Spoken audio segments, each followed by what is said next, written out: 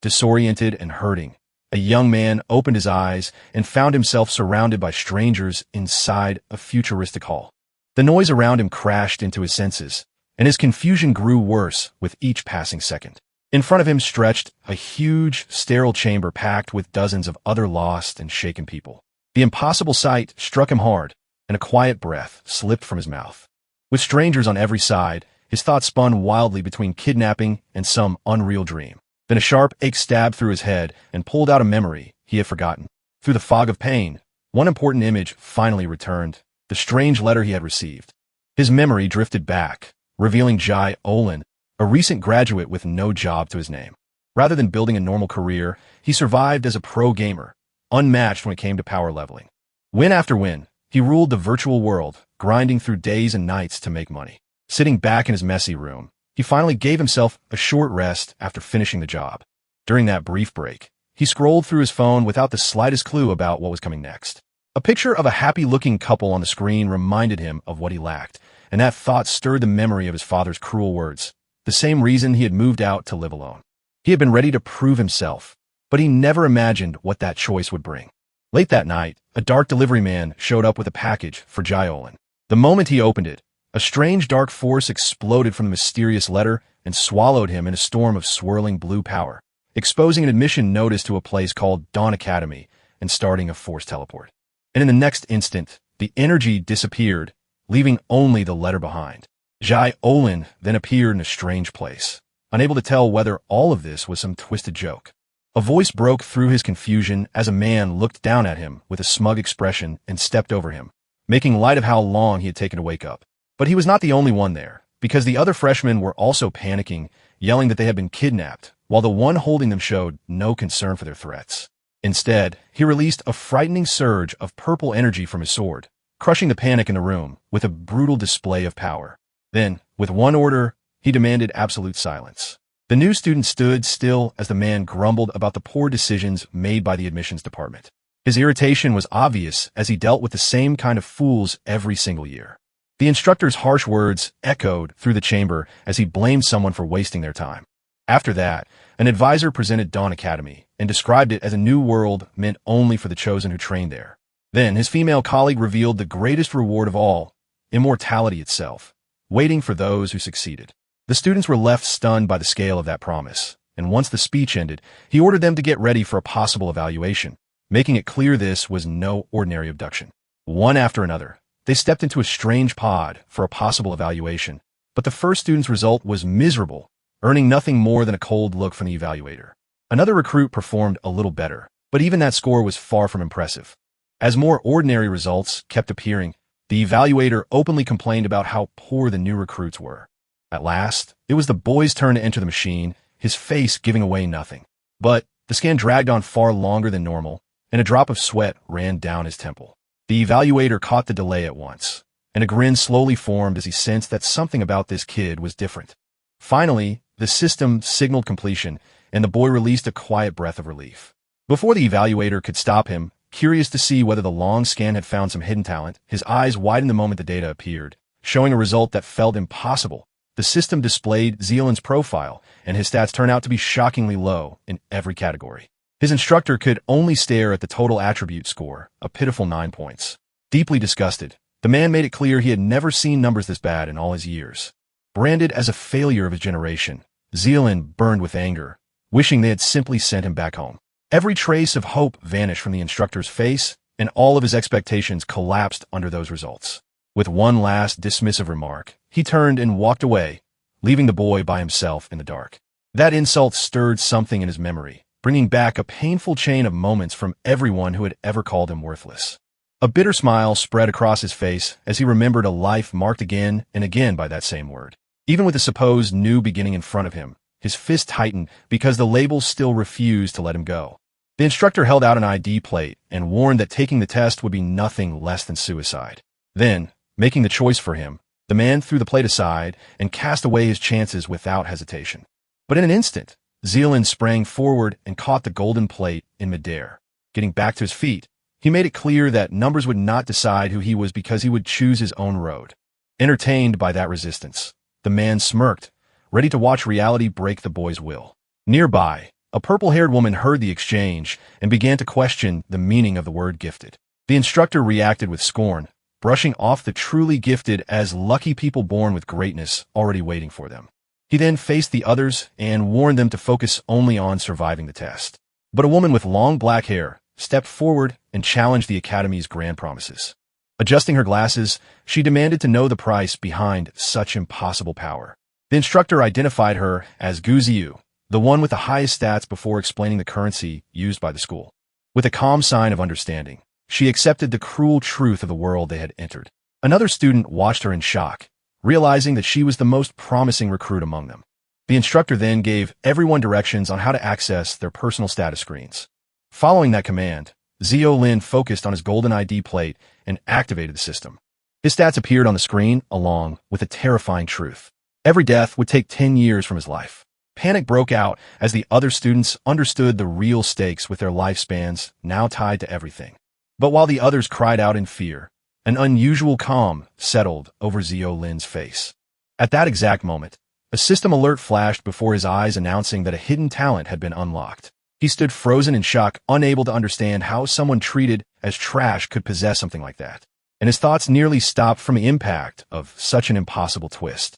Zio Lin glanced around, wondering whether he was the only one hearing the system's message. His screen showed an unknown talent, one that had no match anywhere in the entire database. The details described a strong copy ability that also increased his learning efficiency twofold. Choosing to keep things simple, a firm look rose in his eyes. And with a faint grin, he gave his new power the name Top Student, confirming the choice as the system moved into its final evaluation.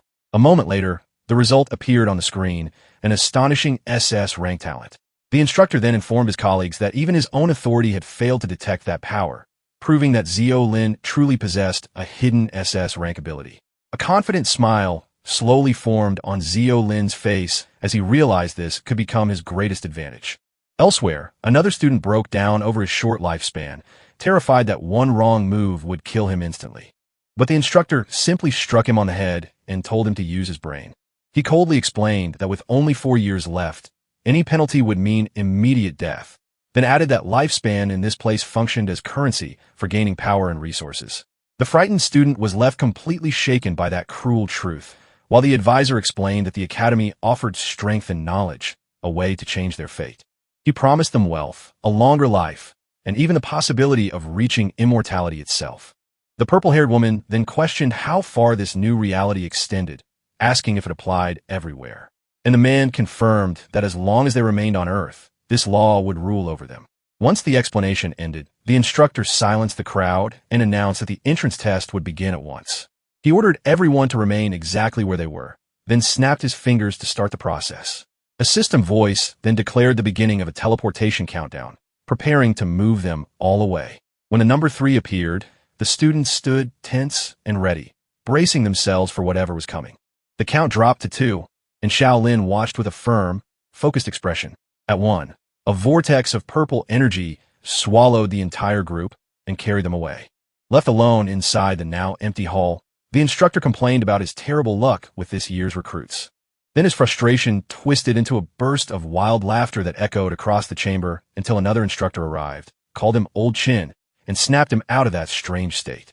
The newcomer then smugly bragged that his class had received 2 gifted students, 1 A rank and 1 B rank. He pushed even further by mentioning a genius with more than 40 attribute points, which only made Chin even more irritated. This instructor scoffed at the rumor, insisting that double S talents are nothing more than a myth in the database. In a flash, the new recruits are transported deep into a foul-smelling goblin nest. Overwhelmed by the stench, Shaolin gags and covers his mouth in disgust. Before him, a holographic screen appears displaying the details of the upcoming test. It explains the entrance test, a required escape mission with optional quests to kill goblins. Each probationary student is then given a starter pack containing 1 random weapon. A key message appears confirming that this test has no death penalty. When the other recruits hear that their lifespans will not be deducted, they celebrate in relief. Closing the screen, Zealin receives his weapon, a beginner staff with an F-rank skill. As he grips it, a new skill immediately unlocks, Basic Staff Mastery.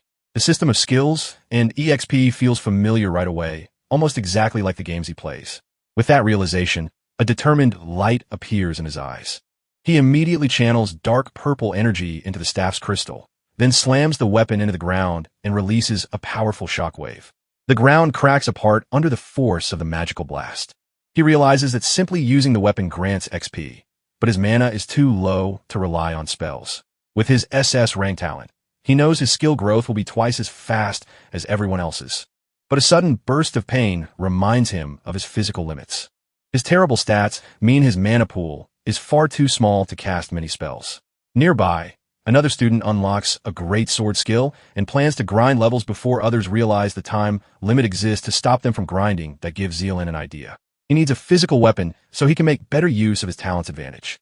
So he approaches Guzio, the top recruit, and asks to trade weapons with. He studies the offer and reasons that skills must consume some kind of mental power or mana, concluding that the dagger suits are better while the staff is a bad fit for him. He asks whether the trade is worth making. After accepting the exchange, he passes over the staff while warning about the need for proper aim, and in return he gets a beginner dagger, which immediately unlocks a new mastery skill. He quickly understands that if he wants to survive this test, his best option is to build a team. Wearing a pleasant smile, approaches Guzio Yu and asks to join forces with her.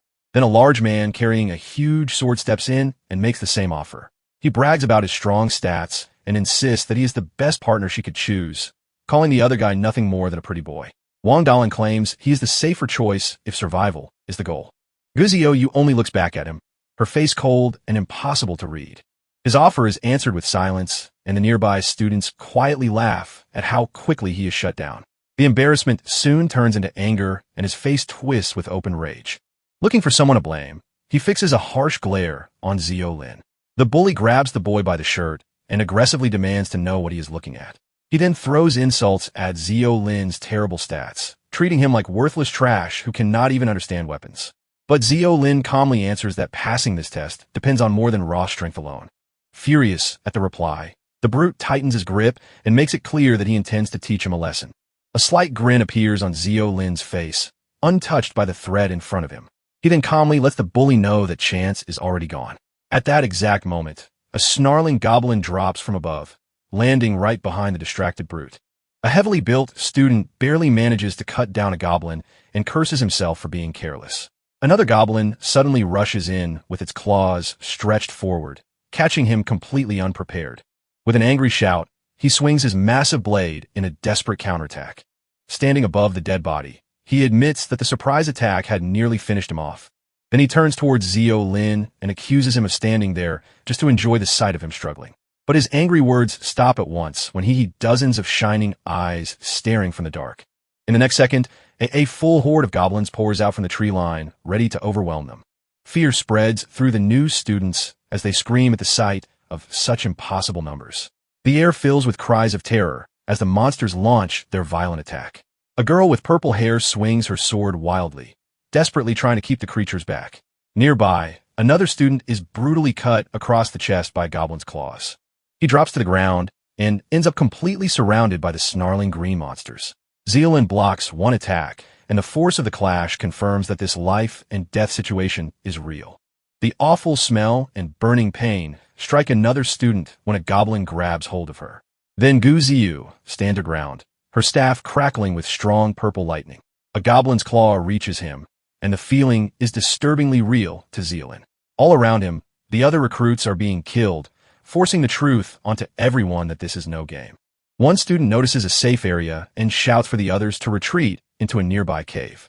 Without wasting a moment, Zealand shoves another person aside and fights his way toward the shelter. He knows the cave can give them temporary safety, but a heavy feeling tells him that this is far from over. A system timer appears above them, confirming his fear that their protection is already counting down. Forcing himself to remain calm, he tightens his grip on the dagger, ready to study the desperate situation around him. He refuses to sit there and wait for death, and his determination grows stronger with every passing second.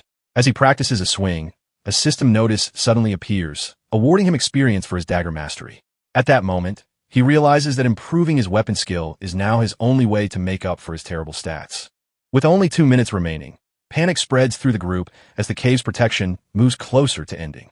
The others cry out in despair, convinced the quest cannot be cleared against monsters that move so fast. Meanwhile, Guyu sits calmly against the wall, watching the chaos with a face that reveals nothing. Her eyes settle on Zio Lin, who ignores the panic around him and keeps practicing his swings without stopping. He is already drenched in sweat and worn down, forcing his body past its limit before the timer reaches 0. Guyu coldly tells Zio Lin that his grinding is meaningless, calculating that it would take him an hour to level up. Even with her reasoning, a firm look stays in his eyes while sweat runs down his tired face. Impressed by her sharp mind, he listens as she confirms that reaching level 2 would indeed take about an hour. But a confident grin forms on his face as he remembers the hidden advantage he carries. His SS rank talent leaves him only 2 points away from raising his dagger mastery. He thanks her for the warning, then turns the conversation, asking what she has learned about the goblins. She seems slightly surprised that he had even noticed how carefully she had been observing the enemies outside. After a short and somewhat awkward exchange about gaming, they return to talking about how to survive. Then Zio Lin lays out his analysis. The goblins are weak, and their vital points are the head and the heart. Looking at the frightened survivors, he concludes that fear is the true enemy in this test. Once courage breaks, any chance of victory disappears with it and leaves behind nothing but despair. With only 2 minutes of protection remaining, Guyu announces that it is time to move. But just then, the bully Wang Dao Lin steps in front of them and demands to know what they are planning. He tries to pull Guyu to his side, brushing off Zio Lin as useless trash who is only holding her back. But she reveals that the real goal is not simply escaping, but finding and killing the Goblin King. The large student immediately mocks the idea, shouting that the Goblin King is part of an optional quest far beyond what they can handle. Zio Lin calmly explains that the existence of that quest suggests there must be some trigger, possibly connected to the number of goblins they kill. Guziyu agrees and concludes that a kill count is the most likely condition for making the boss appear. With a sure smile, Zio Lin confirms her thought, convinced that reaching a certain number of kills will summon the king. Another student voices her fear and questions why they should risk fighting a boss when even the smaller goblins are already deadly enough. Zio Lin answers that with no death penalty involved, this is a high reward and zero risk chance they cannot afford to ignore. He argues with force that this is their best shot to gather credits and change their fate, urging them to take the chance. His words strike the others, and they begin to realize they may as well gamble, since the cave's protection will not last. The bully laughs off Zio Lin's plan and demands that everyone listen to him instead, using his higher starting attributes as proof. Guziyu shuts down his bragging without emotion, stating that his 32 points are only a little above average. Then she reveals her own overwhelming attribute score with a single number, 46. After that, she follows it with one simple and icy order for the bully to keep quiet. Frozen into silence, the brute can do nothing but stare while the other students witness his complete embarrassment. Zio Lin is left completely stunned by the reveal, realizing that her power is more than 5 times greater. His own strength, now, felt painfully small beside hers. Taking control, Guziyu announces that anyone who wants rewards must follow her lead if they want to succeed. Steps up and starts directing the group, ordering the brawny fighter to act as the front-line tank against the goblins. She then tells the archers to split into teams and cover the battle from the rear with ranged attacks. When her attention turns to Zio Lin and she gives him a role in the new formation, he accepts without hesitation, already planning to finish off weakened enemies to make up for his poor stats. With the plan decided, the students get ready to leave the cave's safety and face the horde outside. The large tank charges into battle with a roar, swinging his great sword wildly at the incoming monsters, while the archers raise their bows and prepare to fire from behind. Their arrows fly straight and hit several goblins, but the creatures keep rushing forward without slowing down. Still, one monster slips through the attack and jumps at the purple-haired archer with its claws extended. At the last moment, Zio Lin cuts in the strike, his blade already set for the kill, and one clean slash drops the goblin, giving him his first kill of the test. He explains that his method is to save energy and land only the final hit, and he puts that idea to work again by quickly finishing a second goblin with sharp timing. Then a third falls under his blade as he moves through the battlefield with unexpected ease, and a fourth kill follows, proving that his unusual method works with brutal efficiency. The brawny student mocks him at once, accusing Zio Lin of doing nothing but stealing kills when the monsters are already weak. But Guziyu sees what is really happening, as he predicts their movements and slips through their blind spots. A system notice appears and confirms that his basic dagger mastery has now reached level 2. He traces that accuracy back to 2 months of intense practice in a full immersion VR game. With a confident grin, he pulls up a holographic system screen and prepares for the next step. A system reward then unlocks a new skill called Heavy Strike, while purple energy begins to gather around him. Excited by the level up and the new skill, he realizes that only one goblin remains before the quest is complete. His dagger starts to glow with power as he pins down another goblin and gets ready to deliver the last hit.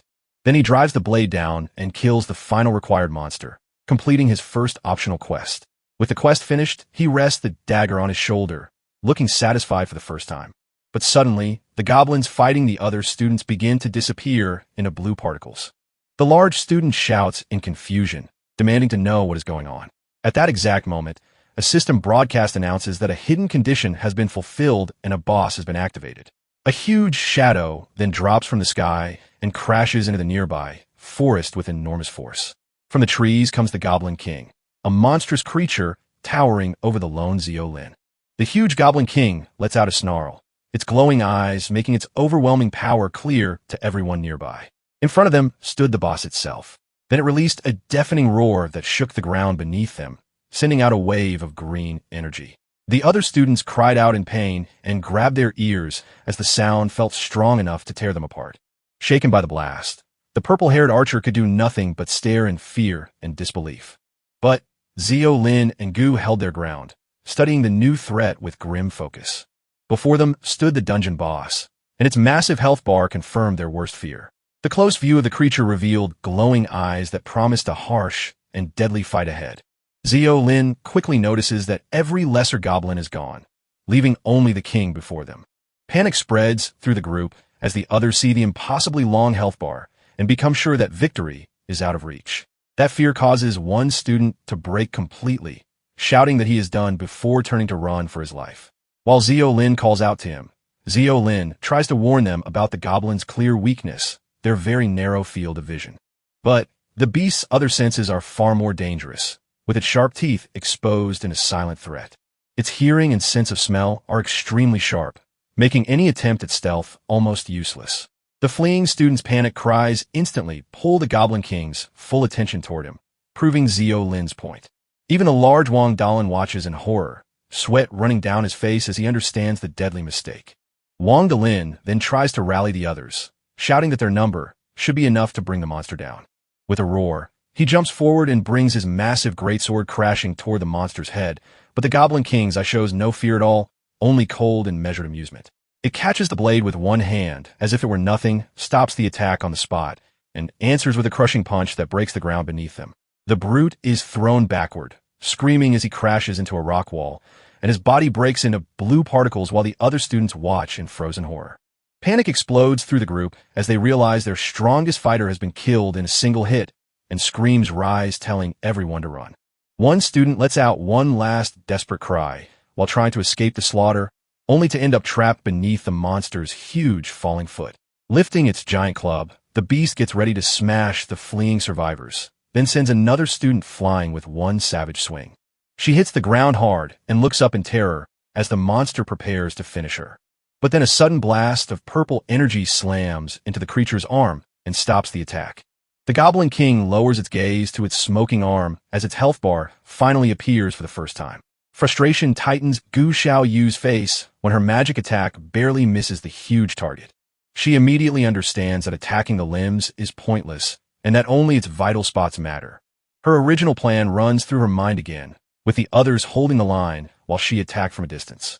But now that their formation has completely collapsed, that entire strategy is useless. Looking up at the monster's enormous leg, she sees how badly everything has fallen apart and admits to herself that her carefully built plan had been far too ideal for such a cruel reality. A sudden shout from Shaolin pulls her out of those thoughts and warns her to run for her life. At the same time, he jumps forward, his glowing blade cutting in to block the king's crushing attack. The monster's eyes flare with anger, enraged by this sudden resistance. Then, with a furious roar, it slams its giant club down on the very spot where Shaolin had just been standing. While catching his breath, Shaolin confirms what he has figured out. The Goblin King always targets the one closest to it. He then calls to the archer and tells her to draw the monster's attention while attacking from a safer distance. Though unsure at first, the purple-haired archer forces herself to steady her nerves and agrees to follow his plan. Turning to Gu Xiaoyu next, he explains that her magic is the key to slowly wearing down the monster's health. With a new plan in motion, The archer raises her bow, while Gu Xiaoyu gathers a large amount of magical energy. Gu Xiaoyu's blasts of power crash into the Goblin King, which responds by swinging its own demonic weapon. The monster's club smashes into the ground, but Gu Xiaoyu realizes that their combined attacks are actually working. Shaolin shouts for her to keep going and pushes her to maintain the nonstop pressure. Driven into rage by the repeated attacks, the Goblin King releases a deafening roar full of fury.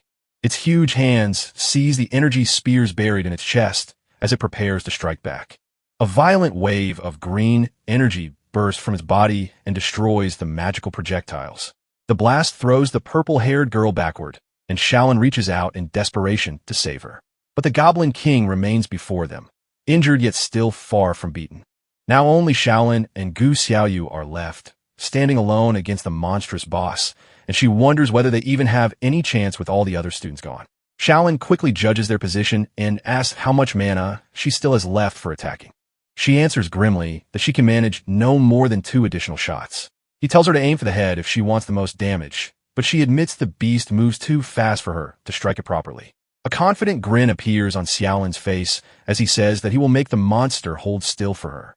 Then, in a flash of blue light, he activates his unique skill, Top Student. His unique ability immediately studies the boss's skill and reveals a powerful shockwave stun.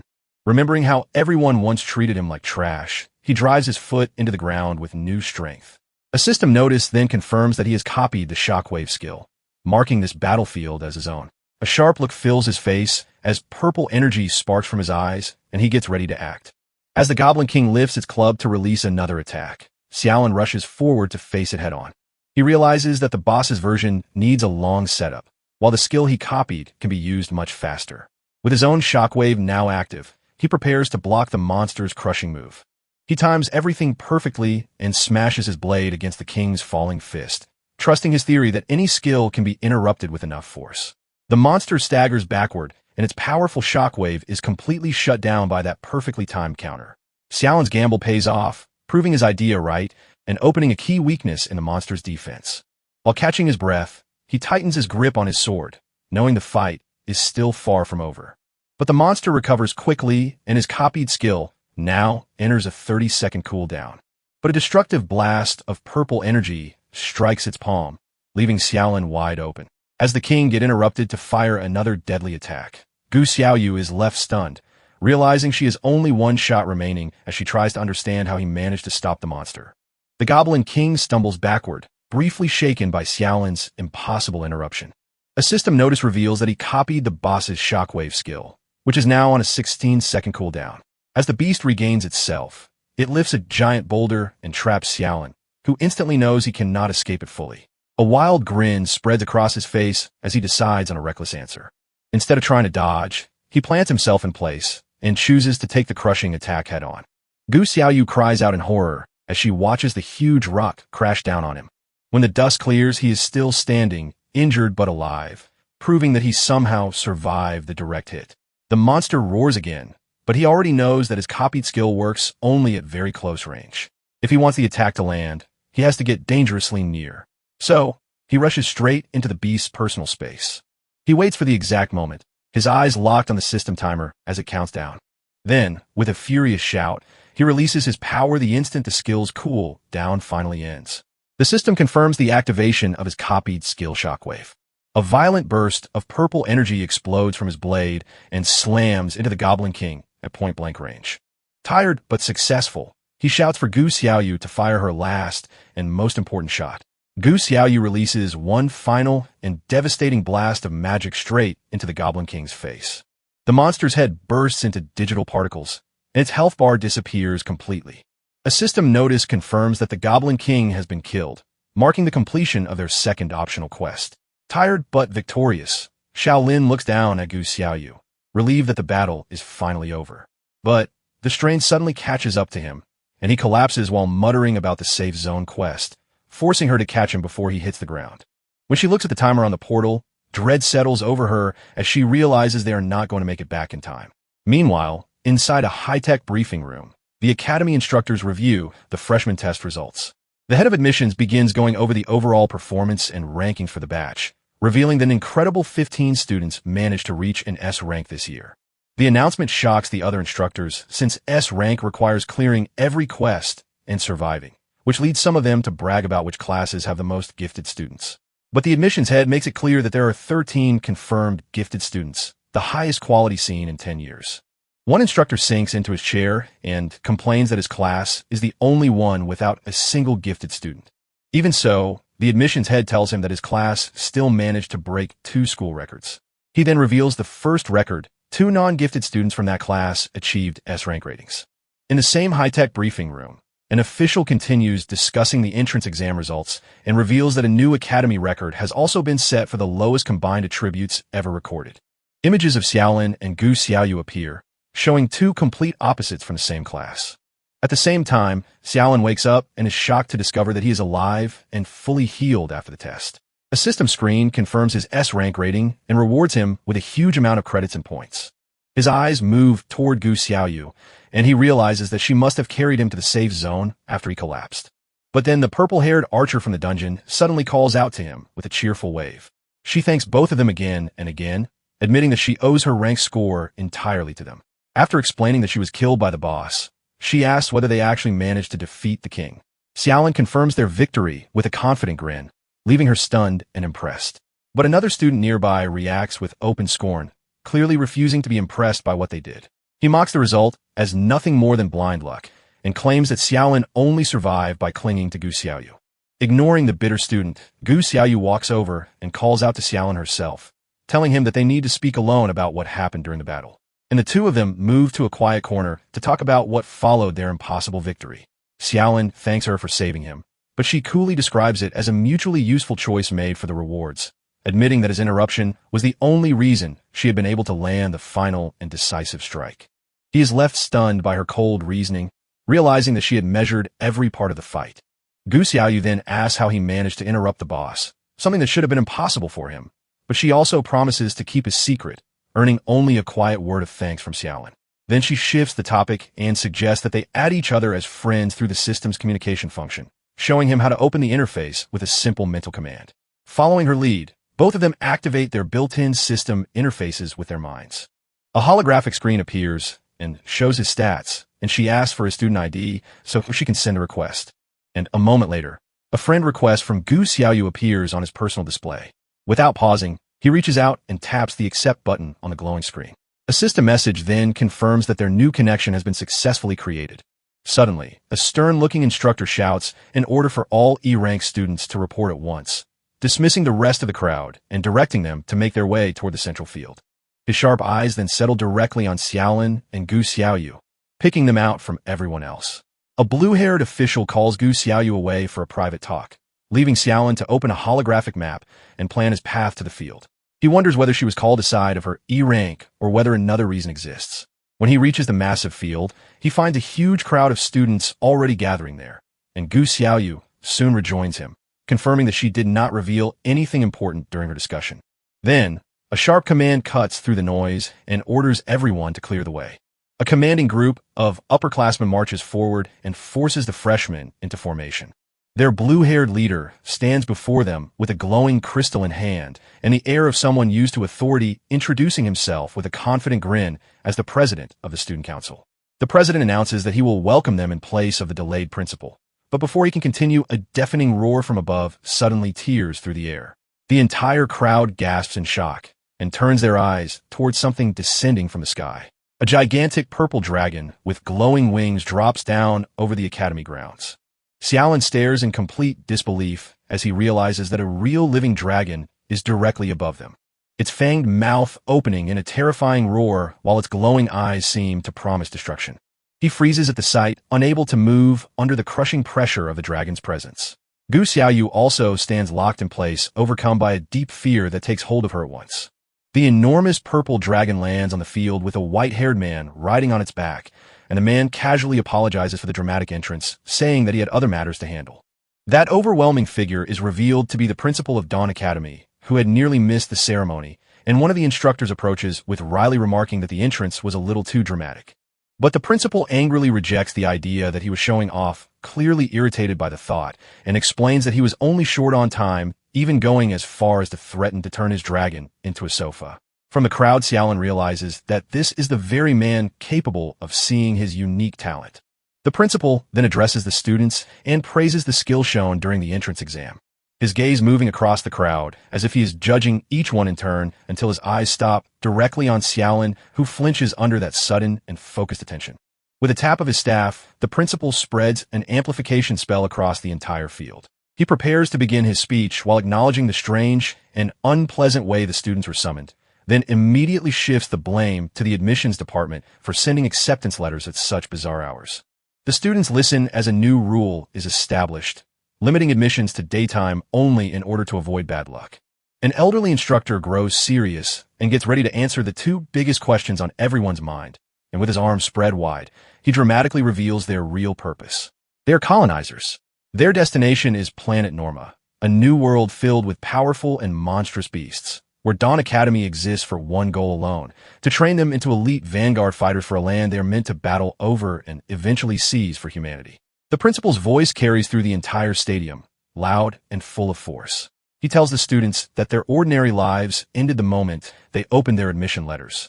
According to him, what waits ahead is far greater than anything they knew before. Some of them may become battlefield commanders leading armies and claiming new lands, while others may grow into mighty magisters who uncover hidden truths and control the laws of nature. He even says that a few might climb high enough to shape the very rules of an entirely new world. With a dramatic gesture toward the dragon behind him, he goes on to promise strength, knowledge, power, and even the chance to live forever. He makes it clear that everything the new world can offer could one day be within their reach. Then he introduces a new rule. He explains that freshmen were always forbidden from entering the new world early, but this time things will be different. He announces that the top 3 students in a university term comprehensive exam will earn the right to go there before everyone else. That announcement causes an immediate reaction. The student council president steps forward, clearly unsettled, and begins to object on the grounds that the decision concerns the freshman's safety. But the principal does not allow him to continue. He shuts him down with a single sharp look. The president immediately backs off, sweat forming as he quickly corrects himself and admits that he spoke out of place. Satisfied with that, the principal ends the assembly on the spot.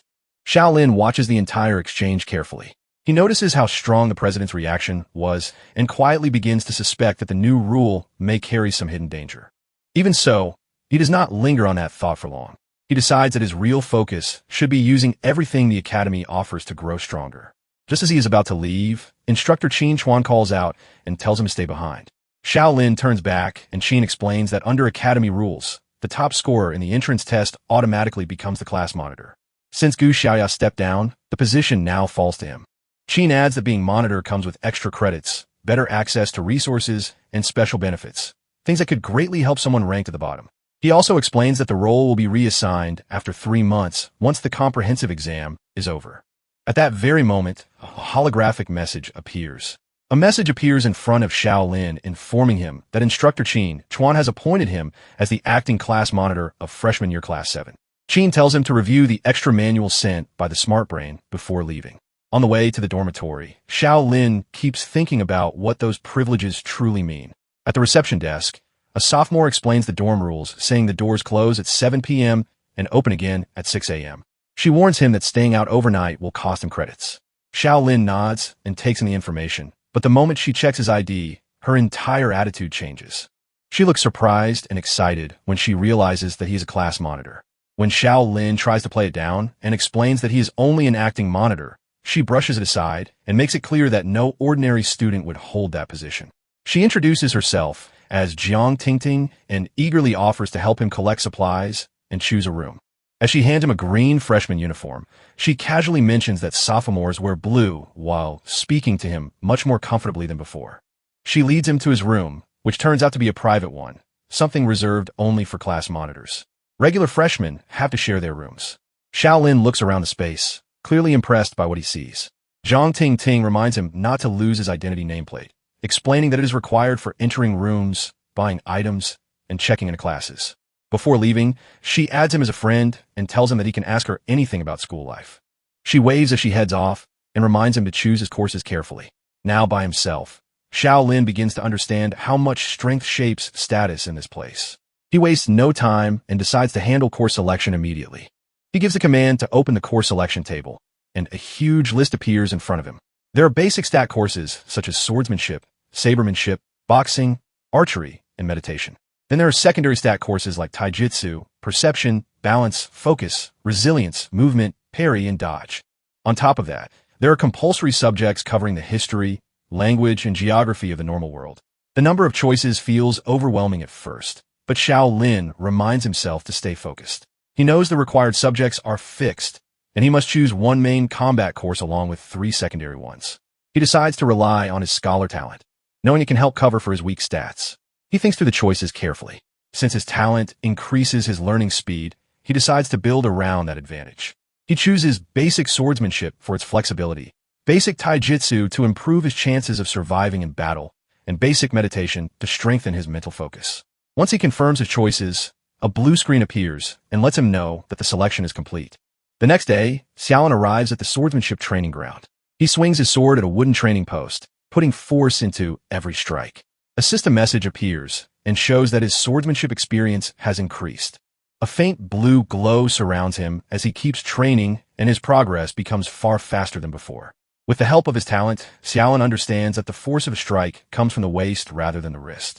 Once that key point becomes clear to him, his movements grow faster and his training gains much sharper focus. Before long, his swordsmanship reaches level 3, and he notices that he is improving at nearly twice the normal speed. Nearby, another student drops to the ground in total exhaustion, complaining that his arms cannot take any more. Watching all of this, the instructor Chengna remarks that this year's freshmen are even worse than she expected. She then warns everyone that no one will be allowed to leave until reaching level 3 in swordsmanship. One student starts complaining that choosing her class was a mistake and says she is far too harsh. Others join in and point out that it usually takes at least 3 hours just to reach level 2. Through the noise, Xiaolin calls out to Chengna and gets her attention. He tells her that his swordsmanship has already reached level 3 and asks whether he can leave early. Hearing that, Chengna looks directly at him, clearly unconvinced. She questions whether he is making a joke out of her. Inside the training arena, Chengna calls Xiaolin over and refers to him as that lucky guy with single-digit stats who supposedly rode his teammates' efforts to an S-rank evaluation. She tells him that if he wants to skip class, he should at least use a better excuse, making it obvious that she does not believe he reached level 3 that quickly. Xiaolin stays calm and tells her that the data panel can confirm it, even suggesting that she check it herself. Chengna lets out a dismissive laugh and says there is no need to look at boring data. With a faint grin, she decides to settle it in her own way. A red system warning suddenly appears announcing that the substitute teacher, Chengna, has activated high-level teaching permissions. Blue digital codes spread through the air and the surroundings begin to twist and change. Another notice appears right after informing everyone that the all-system training simulation arena is about to open and telling the students to prepare themselves. Xiaolin looks around as the training ground fades away. In its place appears a dark and empty wasteland covered with piles of skulls and bones. Chengna now stands there in dark armor that looks as if it were made from bones. She tells him that instead of staring at numbers, it makes more sense to test things in actual combat. A system message appears and welcomes them to the all-system combat simulation arena. They stand beside the remains of a giant skeletal creature, while Chengna explains that the Academy removed the original rules of the normal world and poured huge resources into creating this training space. She steps closer and tells him that although he will not truly die there, everything he feels, including pain, will be completely real.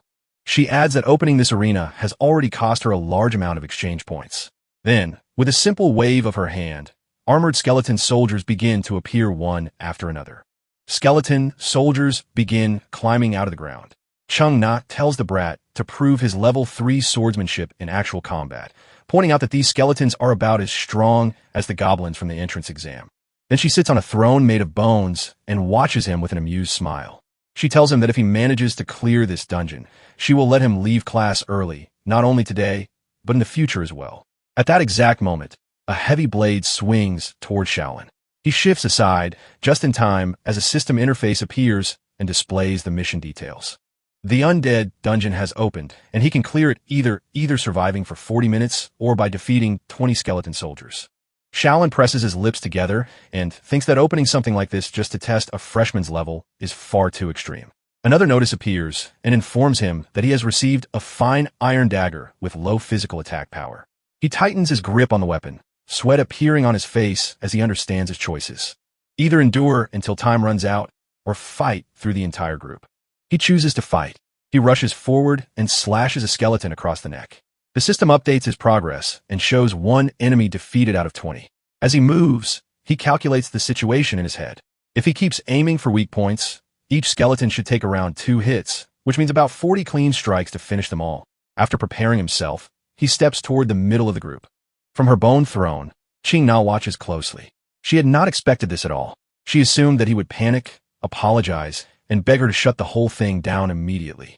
Instead, he charges straight into the fight. As she continues watching, she admits to herself that his movements are actually solid. His footwork, the way he uses force, and the angles of his attacks all look properly trained. That leaves a strong impression on her. She admits to herself that he is better than the others, but she also sees that his base stats are still very low. Then she realizes that he chose swordsmanship and meditation classes in order to improve those weak points. Even with those poor stats, Shaolin has already brought down 13 skeletons by himself. To Qing-na, that alone is already impressive. The timer shows 28 minutes remaining, but his stamina is starting to fade, and one of the skeletons manages to strike him in the back. Seeing that, Qing-na says it is enough, and tells him to accept reality, adding that there is no way he can win like this. She tells him to give up and follow her instructions, but Shaolin remains standing and stays ready to continue. At that exact moment, a new skill called Heavy Slash activates in his system. With a single swing, he cuts down several skeletons at once, raising his total to 16. Qing-na reacts with surprise and wonders how he suddenly gained a skill like that. Shaolin keeps going. He uses the attack again and clears the rest of the enemies one after another until all 20 skeletons are defeated. When the final one falls, the challenge is complete. Breathing heavily, he looks toward Qing-na, who is still seated on her bone throne. With a tired smile, he tells her that he has completed the condition she set at the beginning of class. Hearing that, Qing-na starts to think that a freshman reaching S rank may not have been luck after all. Elsewhere, the scene shifts to the Academy's student council room. A green-haired girl hands the files on the S rank and a rank freshman to the president. She mentions that there is something unusual he needs to examine, then points out that one freshman's class schedule is especially strange.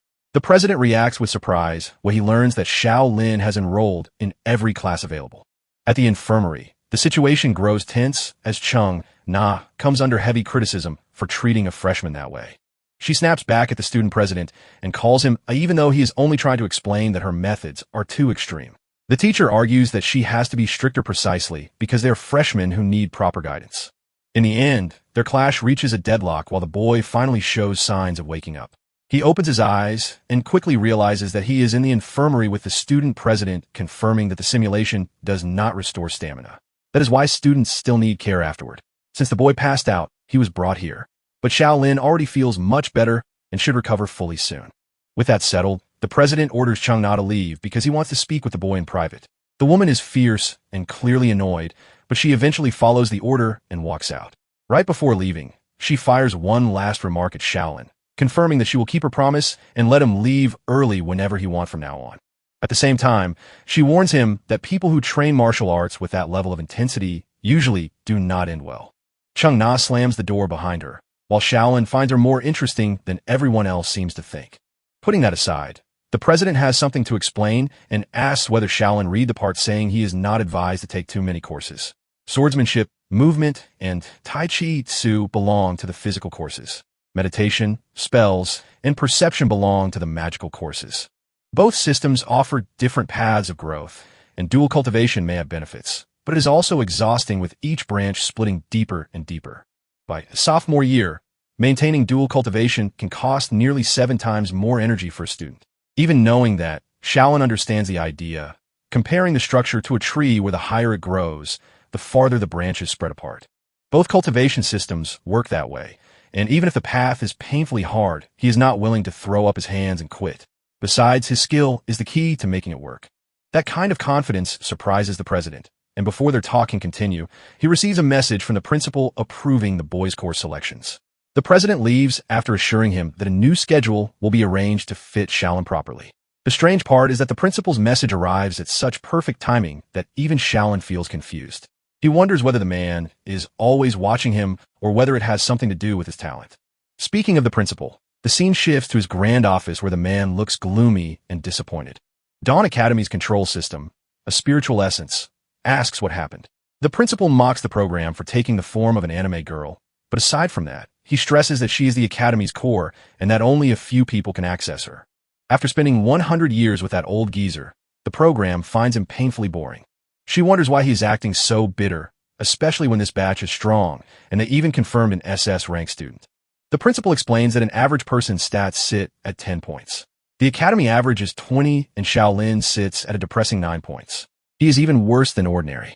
He only gained a special talent after admission, which means it should have been impossible for Shaolin to receive a letter in the first place with such terrible stats. The computer program plays it smooth and suggests that maybe they made some kind of mistake, but that is exactly the real problem. The headmaster reveals that after checking the database, he found something shocking. There is absolutely no record of Shaolin's admission. The principal explains that nearly 1,400 students enrolled this year, but one letter is missing, and something like that has never happened in the academy's history. Since the virtual girl is supposed to be the main control program, he asks for her insight. The girl says that among the 1,360 letters, no errors were reported. So, he demands to see Shaolin's letter next. In response, she teasingly tells him that she will not cooperate because even he does not have the authority to view that specific letter. That answer hits the old geezer hard and nearly gives him a heart attack. He cannot believe that even with academy permission, he still cannot view one single letter. The control program confirms it again and assures him that she is just as surprised. Accepting the loss without making more noise, the old man decides to leave it alone for now. Instead, he tells her to create a backup and encryption of the admission letters. That much she can do, so she begins the encryption process right away. Out of the 1,359 letters they have, every one of them is now fully encrypted with only the principal or higher authority members able to view them. The only locked file is Shaolin's, which cannot even be encrypted, confirming its maximum protection status. The girl figures out that the principal is trying to stop anyone from discovering that a letter is missing. The principal confirms it and says that he will return to the new world soon. And after he leaves, he does not want anyone acting behind his back to interfere with the boy's growth. As for the rest, he wants the program to manage the academy's affairs. That conversation ends, and the very next day, the scene shifts to the cafeteria.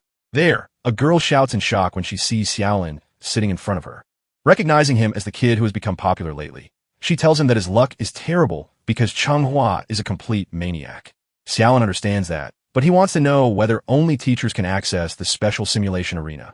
To his interest, he learns that others can access it too if they have permission, especially class monitors.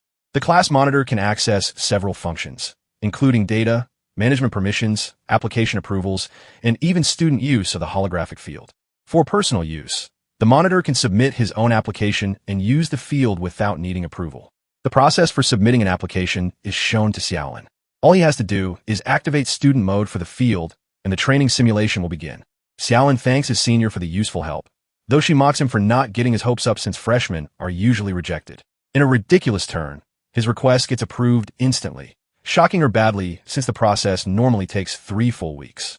The simulation mode is usually reserved for seniors since it costs at least 500 points. If he fails, those points are wasted too. That makes the risk clear to Xiaolin, who currently has 800 points, so failing is not an option. At the same time, he remembers the principal's words that the top 3 students will earn early access qualifications to the new world. Each monitor will also be re-elected after the exam, so this chance may not come again. To make things worse, Wang is already plotting his fall. Right now, Class 7 strongest names are Xiaoya and Wang Dalin. If Wang becomes monitor, Shaolin is finished for good and will lose access to the simulation field. That is why, no matter what, Shaolin has to get stronger. After finishing his talk with the senior, he leaves, while she is left thinking that he works extremely hard, which explains why he became monitor in the first place. In the gym classroom, students are furious that someone with terrible stats managed to become class monitor. This is Liang Ziwei from Class 6. While Wang Dalin crushes a bottle and roars in anger at their counselor for making such a stupid choice. He insults Qin Quan, their teacher, saying that since he was once a weak student himself, it makes sense that he would care about the bottom ranks. Wang Dalin is clearly frustrated and still remembers the humiliation he suffered when Xiaoyu rejected him in front of everyone. His lackey Wei suggests that they can simply teach Shaolin a lesson now instead of waiting 3 whole months. This guy has a connection with the senior, and because of that, he is already planning a scheme to hurt Shaolin. Meanwhile, Shaolin is pushing himself through brutal cardio training to raise his fitness. At the end of the session, he decides to return to the dorms, thinking that daily training will help him improve quickly. But the moment he grabs the door handle, it refuses to open, making it clear that it has been locked from the outside. Inside the training ground, sharp clicking sounds echoed as Shaolin kept trying the door handle over and over. After several attempts, he realized the truth. Someone had locked it from the outside. He figured whoever did it had not even checked whether anyone was still inside. Curfew was approaching quickly, and he started thinking he might actually be forced to spend an entire night in the gym. Then another click rang out, and the lights suddenly shut off. The whole place fell into darkness and silence. Shaolin let out a small, uneasy laugh and told himself it was only the scheduled lights-out time. Still, he could not stop himself from thinking that a school like this did not seem like the kind of place that needed to cut power at night. Outside, beneath a thin crescent moon, two students in formal uniforms walked across the academy grounds. Han Sun, from Year 2 Class 8 and a member of the disciplinary department, reported that he had confirmed a freshman acting class monitor was violating the rules by moving around after curfew. Chen Yu, the second-year head from Class 1, answered in a firm voice. He said that if a freshman acting class monitor openly ignored curfew, it had to be dealt with seriously as a warning to everyone else. He added that with the principal away and the student council president busy with larger matters, the disciplinary department had to keep order without making mistakes. As the acting head for the freshman year as well, he made it clear that he would not tolerate any carelessness regarding discipline. Han Sun gave a small nod and agreed, addressing him as Brother Yu. When they reached the training ground, Han Sun told Chen Yu that he would go in first and check the place. As he moved toward the entrance, a faint and calculating smile appeared on his face. He figured that since the target had just become acting class monitor, he must be carrying plenty of exchange points. To Han Sun, this looked like a perfect chance to gain something. He unlocked the door and stepped into the dark gym, but almost immediately stopped, letting out a quiet, confused sound. He looked around at the silent treadmills and weight equipment, wondering where the student had disappeared to. Chen Yu entered behind him and asked what was happening. Han Sun casually answered that he thought he had heard something, as if someone were hiding nearby. Meanwhile, Shaolin remained pressed tightly against the wall in the shadows, staying completely still while the two seniors searched the room. Inside the dark gym, Han Sun looked around in confusion and muttered that this made no sense. Chen Yu stood nearby with his arms crossed and pointed out that the door had been locked from the outside the entire time, so there was no way anyone could have been inside. He suggests that Han Sun probably just heard wrong. Han Sun wipes the sweat from his forehead and lets out a light, uneasy laugh, saying that might be true. Then he suggests they move on and continue their patrol. As the two of them turn to leave, Han Sun's face tightens with irritation as he silently wonders where the kid went. Behind them, Shaolin slips away unnoticed, disappearing into the darkness. Once he gets outside, Shaolin quickly moves behind a tree and releases a slow breath. He thinks about how close that was. If they had found him, he would definitely have lost points. Freshmen are not allowed outside at night at all. Keeping low, he starts going over the situation in his head. The timing feels wrong. He had been locked inside the training ground, and right after that, the disciplinary department arrived at that exact place. It feels far too convenient. He wonders whether someone set him up, or whether he is just overthinking it. He tilts his head up, looks at the night sky, and pauses. There are not one, but two moons hanging above him. He remembers what the instructor said about the academy being modeled after the normal world, and he realizes that the new world must have two moons. The sight feels strange, but somehow captivating. Since returning to the training ground is not an option, Shaolin walks into the quiet moonlit woods. For now, he decides that the most important thing is finding somewhere safe to stay until morning. Then, without warning, a massive shape appears in front of him. A dark snout releases a thick cloud of smoke, and a huge purple eye slowly opens. Shaolin freezes in place as a giant purple dragon appears, its scales reflecting the moonlight. He recognizes it immediately. It is the same dragon from the entrance ceremony. The creature begins to move, spreading its huge wings with a heavy sweep.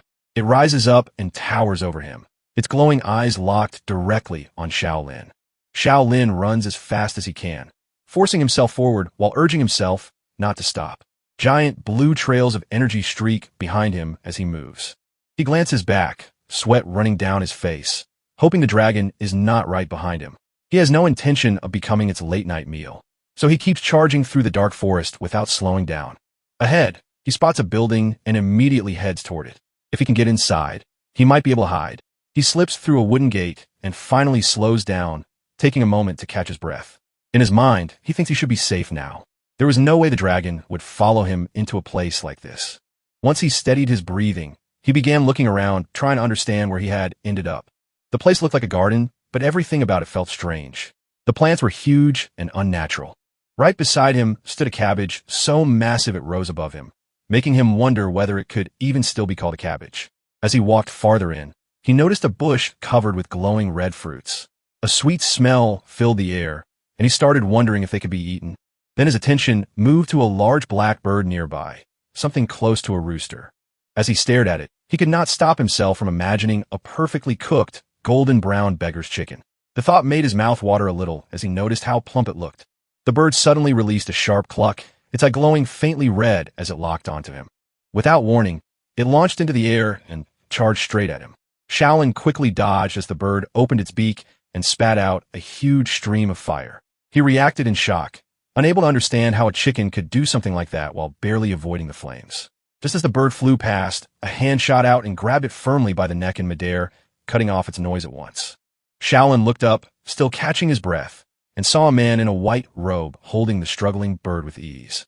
The man's face remained calm as he looked at him and asked who he was. He then questioned which class Shaolin belonged to, why he was wandering around at night instead of staying in his dorm, and what he was doing sneaking into his place and going after his chickens. At night, a stranger stood before Shaolin clutching a black fowl. This meeting would alter Shaolin's perspective of the school significantly. Exhausted from the chase, Shaolin retreated and inquired about the man's identity. The man introduced himself as Song Jun Lane, Minister of Logistics, with an air of nonchalance, as if a novice trespassing at night were routine. His shabby robe contrasted sharply with his title, indicating power didn't always equate to neat attire. Song Jun Lane eyed Shaolin mockingly, scoffing at his rule-breaking after only 2 days. Meanwhile, he continued to grip the chicken tightly as it squawked pathetically. Shaolin hastily waved his hands to clarify that he hadn't intended to break the rules. He was merely fleeing from a giant dragon outside. He recounted being trapped in the training room, feeling ensnared in an impeccable trap with no escape. The discipline department members then pursued relentlessly, driving him into a corner. In a climax, a massive purple dragon breathed fire and chased him, a terrifying beast straight out of a nightmare. Upon hearing this, Song Jun Lane merely snorted, dismissing the legendary creature as a big lizard, claiming it wouldn't bother someone as weak as Shaolin. This comment struck at Shaolin's pride, leaving him stunned by the open contempt.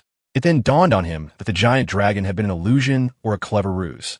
Song Jun Lane revealed it as a trick by the discipline department to ensnare new students.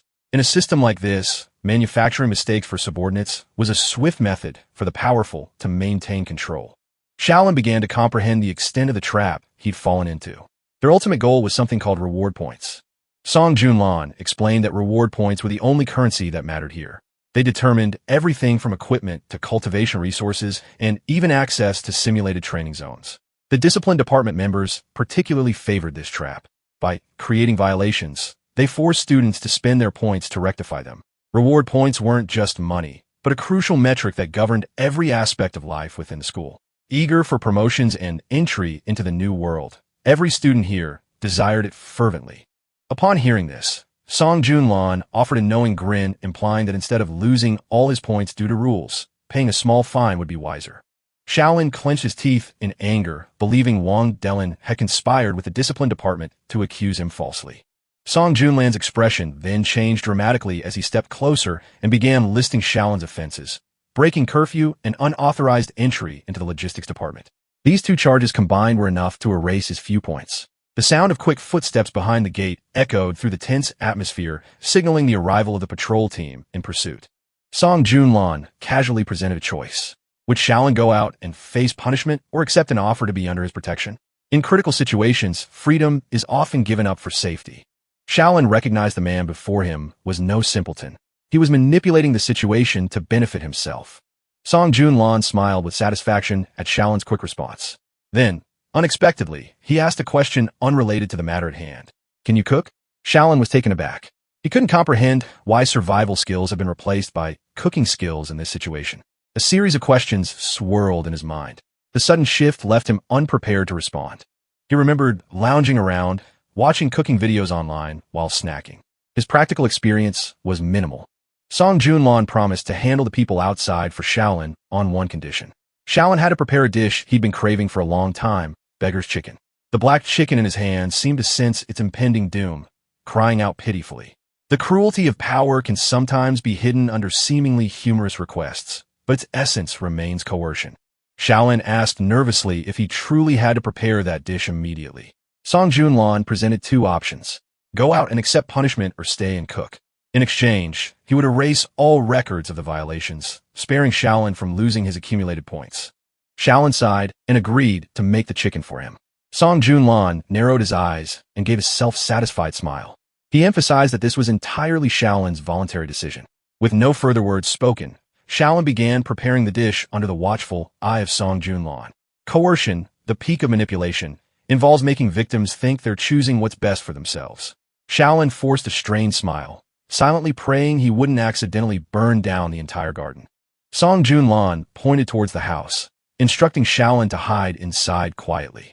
Shaolin hurried off, not forgetting to leave a thank you note for the man who both saved and extorted him. Outside the gate, Chun Yu and his associates were already waiting, their faces showing the arrogance of those with enforcement power. Song Junlan strolled out casually, using a superior tone to greet Chun Yu from the discipline department. His indifferent demeanor was a weapon, a silent challenge to the others' rigid rules. Chun Yu adjusted his glasses and coldly explained that Shaolin had been acting strangely, so they were forced to inspect the garden immediately.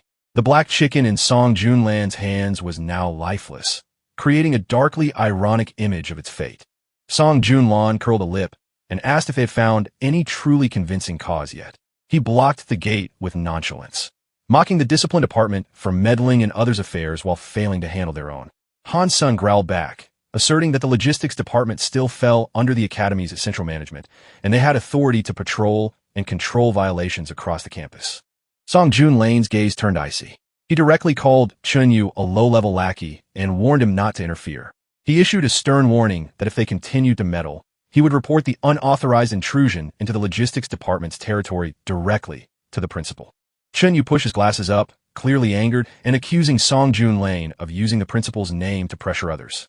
Chun Yu publicly insulted Song Junlan in the middle of the night, claiming that everyone in the academy knew his abilities didn't even reach rank C, and that his position as minister was only due to shady connections. In a world that worshipped absolute strength, being labeled incompetent